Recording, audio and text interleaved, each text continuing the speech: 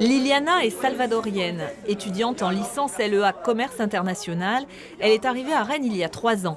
C'est en partie à cause du faible coût des études qu'elle a choisi la France, car ce sont ses parents qui financent sa formation. J'ai parlé déjà l'anglais, alors j'aurais pu, je sais pas, essayer d'aller aux États-Unis, en Angleterre, etc.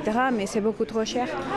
Alors oui, pour moi, c'était vraiment super bien que ça soit au même prix, qu'on soit traité d'une façon égalitaire avec les Français.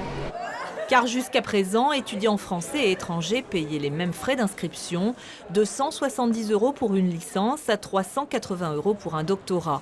Des frais qui à la rentrée prochaine pourraient être multipliés par 10, voire par 15, selon les niveaux d'études. Les étudiants qui font déjà leurs études en France ne seraient pas concernés par cette hausse.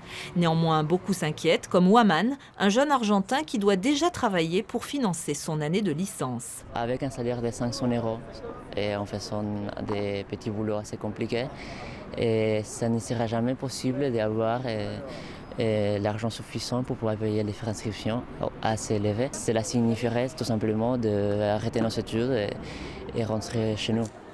C'est l'une des raisons qui ont poussé certaines universités françaises comme Lyon, Clermont-Ferrand, mais aussi Rennes 2 à ne pas augmenter leurs frais d'inscription à la rentrée prochaine. On trouve qu'il est d'une certaine manière anormal qu'on fasse payer des dispositifs d'amélioration de l'accueil des étudiants étrangers à ces étudiants étrangers et qu'on sort par là d'une forme de, on va dire, de tradition d'accueil et d'égalité des étudiants nationaux et étrangers. En tout cas, c'est celle qui était pratiquée à Rennes 2 et celle à laquelle on est attaché.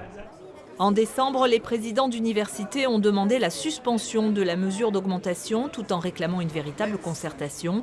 Le gouvernement vient de mettre en place un groupe de travail qui rendra ses conclusions mi-février. En attendant, la FAGE, le premier syndicat étudiant, appelle à une mobilisation à Paris le 22 janvier.